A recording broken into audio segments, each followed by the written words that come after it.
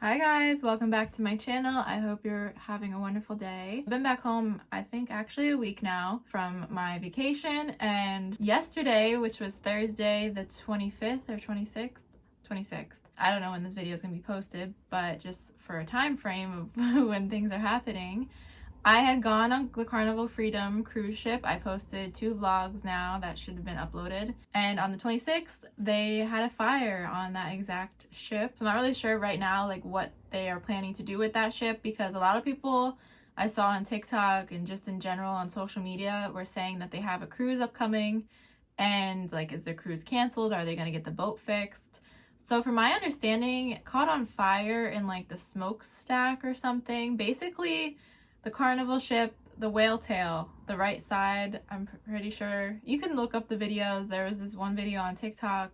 There's pictures of it. By the time I get this video uploaded, there's probably been an update for what's been happening, but that is currently what is going on. And I had this video idea planned before the cruise ship even caught on fire. So it's just gonna be a review of my trip and just some opinions, just I guess sharing some more details. I did post vlogs, like I said, that I kind of talked about some things and was sharing just what we were doing and what was going on. And I don't want this video to seem that I'm ungrateful or anything. We're here to review it. So the first day of this cruise, basically you just have to go like get checked in. We got to the port kind of early. We got an earlier check-in around I think 10:30. We just sat out in this big room basically, and then they started letting us on the boat at 11. But that wasn't too bad. The workers were all really nice. But getting on the boat, one thing that my mom had said, because we've been on 3 Carnival cruises previously before COVID, 2016, 2017, 2018, and then 2019 we did Norwegian. So I know things have changed since then. Also, the cruise director was saying that they're only at 66% capacity, and then workers, there was like 900 or so, but they were missing a good majority of them. I guess something to do with their visas. Years ago, I guess I have to say now, because I mean the last time I went was like 4 years ago, there was workers all over the place on the boat. Pretty much everywhere you turned, it was a Carnival worker. That was something a little bit different this time. There wasn't that many workers kind of just walking on the deck and everything. One thing that I didn't like, I didn't pack any towels at all, because I've known from previous times they have like a little towel area where you kind of just give your sale card and they write down how many towels you take, because they don't want you stealing them obviously, so you have to return them. That area was set up but nobody was working it. I don't know if they didn't have someone to work it or if that's changed and they only go at a certain time, like after 1 o'clock or something, but you weren't able to go into your room until after 1:30. So I don't really know what they expect people to do from 11 until 1:30. So it's not the most serious thing. I mean, you obviously can still sit on a chair without a towel, but if you want to go swimming or something, you're not gonna have anything to dry off with. That was my own fault. I know better. I should have at least just brought 1 towel. They eventually came out, I feel like, once the staterooms were available, so like after 1:30. But then at that point you have towels in your room that you can just go and get. So I really liked the destination. I feel like every destination is always so nice compared to what you have normally at your house or outside your house. Princess Cays and Grand Turk, they are both very rocky when it comes to the ocean. So although you might want to jump in this beautiful blue water, you definitely have to see the area that you're at, because you might need water shoes, or you might have to go in a different direction where you're able to actually go in the water and swim. Both times we had an excursion for those 2 places, and we had a bungalow in one, and then the other one was a beach house sort of thing. More specifically with the bungalow, like the ocean was directly in front of you, a couple feet, probably take like 30 seconds to walk from the bungalow to the water. However, there was this rope that prevented you from pretty much going into the water. So we had finally asked, where are we supposed to go into the ocean? Because I'm assuming we're not supposed to crawl out under the rope. And the worker said, well, if you have water shoes, you can kind of go in this area down there. Or if you don't, then you kind of have to take a trip all the way down, kind of like by the buffet line or something, which is probably only a 2-minute walk. But I mean, when you're paying almost, I think the bungalow was like $279. So when you're paying almost $300 to have this cute little place to stay while you're at this island, you ideally would want to be near it. And also, I mean, unless you have someone staying like in your group or your family that's going to stay there and kind of be there, I wouldn't necessarily want to leave my stuff there and walk all the way down there and not have anybody there. It was only me and my mom, and most of the time we're going together. I'm sure if I would have read reviews and watched more videos and stuff, I probably could have known that or found that out. And then in Grand Turk, same thing. I think what's called a sandbar, and it's not like an actual bar where you drink at. We're on the beach, okay, you go to the water, great, and then you kind of have to step down, and it's a pretty big step that you go down even further. And then I think maybe the sandbar is like this area. It's kind of like rocks, pretty much. I'll insert a picture of what I'm talking about. So, of course, that's directly in front of us. If you want to go into the ocean, you'd have to walk further down. And then there's like this tiny little entrance almost in the ocean that you can go into and then I guess spread out. And then swim out, but then you'd have to come back around the sandbar. So I know I'm just kind of complaining about everything possible, but I'm just keeping it real. I don't want to say that ocean and beach is easy to access because it's not like you just walk on the beach and step into the water. For little kids, I kind of think it would be a little bit dangerous. I mean, because it's kind of this sudden drop, or you're like kind of sliding down almost a hill in the sand is how I'm going to describe it. Other than that though, I have to say the islands are really beautiful, ocean's beautiful. The excursions both in Princess Cays and Grand Turk, I really like them. I'm going to kind of mention one thing and then come back to it. They made food for us at the Grand Turk Home Sweet Home excursion. And honestly, I said to my mom, it was probably, and I think I mentioned in my vlog, probably the best food that I had the entire trip. It was like chicken, rice and beans, macaroni salad. I don't know, but it was great. The ship itself, it was very clean. One thing I did mention in my one vlog, and I saw someone commented, so I had said, I think maybe the first day when we were going to our room down the hallway, it smelled like sewage. I don't know where the smell was coming from. And the person that commented on my video asked if the sewage smell stopped. Yes and no. It wasn't constant. You smelled the sewage the entire time. Definitely the first day, it wasn't too bad lingering like into the room. It was mainly just in the hallway. And then a couple times throughout the trip of walking to the room and walking out, going to breakfast or whatever, you did smell it. It probably takes a minute walking down the hallway, so it's not like, oh my god, this smell is gonna kill me and I have to smell this the whole time. I guess to answer that question, it was just on and off.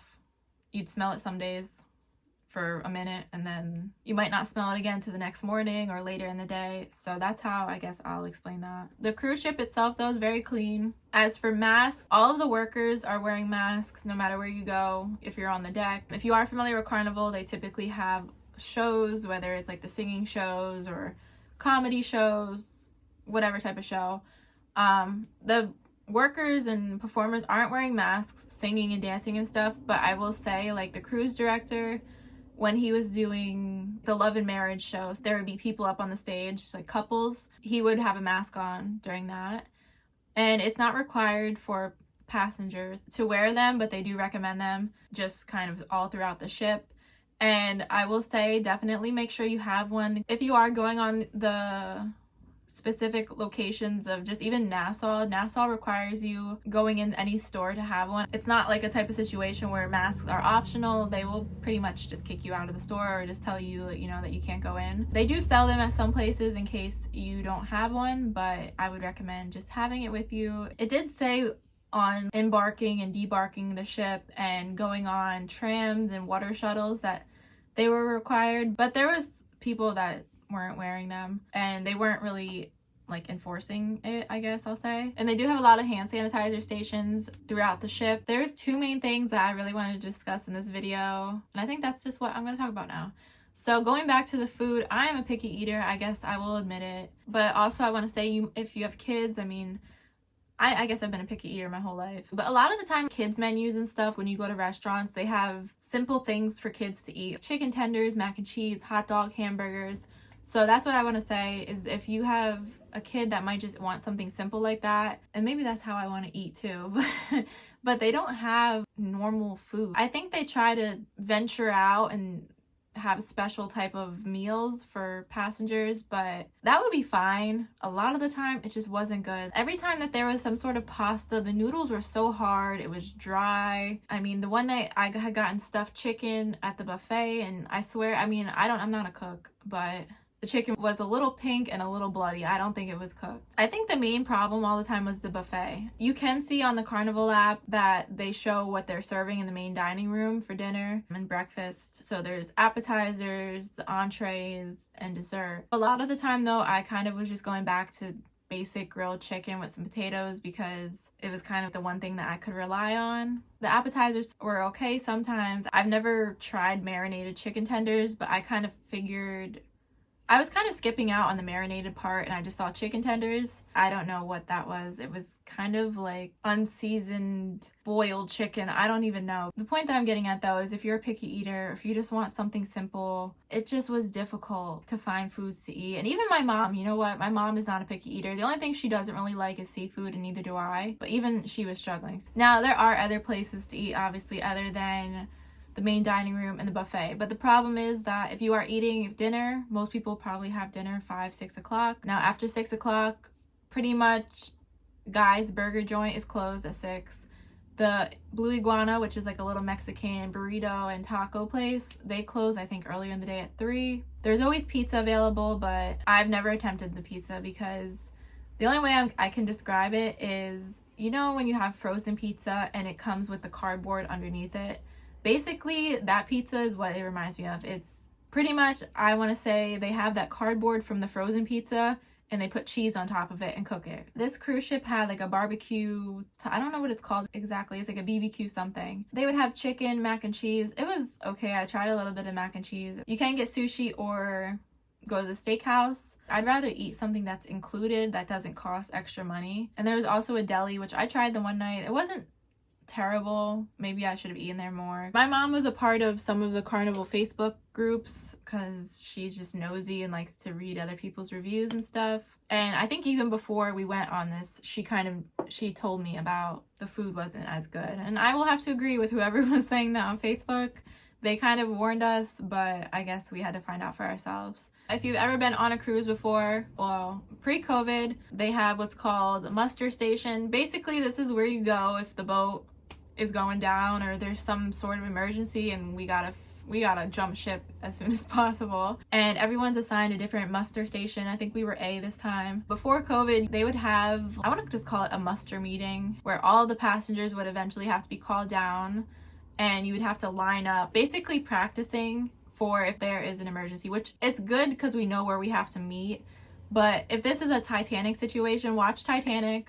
Ain't nobody going to no muster station. We are all trying to jump ship and get on a lifeboat as soon as possible. Do we really think that people are going to line up single file? Well, it's not really single file, but like, you know, line up in rows of people. No, hell no. I mean, it only took about like 20 minutes, but it used to be so hot trying to do that because there's so many people and it's in like the lower deck. But I'm assuming now since COVID, they don't really want that for social distancing reasons because obviously it's all crowded. Now what they have you do is at some point as you get on the boat, they kept making announcements, so they kind of wanted you to get it done and over with. You just had to go down and they would check you in that you went to this little meeting. It was only a couple people at a time that would go down, so it's not crowded at all, which I liked it a lot more because it only took like 5 minutes, probably less than that, just for them to show you how the life jacket goes on and everything, rather than having to wait for all the passengers to get lined up. I like that they have updated that. One thing that's really nice about Carnival cruises is that they have things to do pretty much all day long. They are basing everything out of their Carnival Hub app, so that's where you find what's happening, what's for dinner, how to book an excursion. So you can see,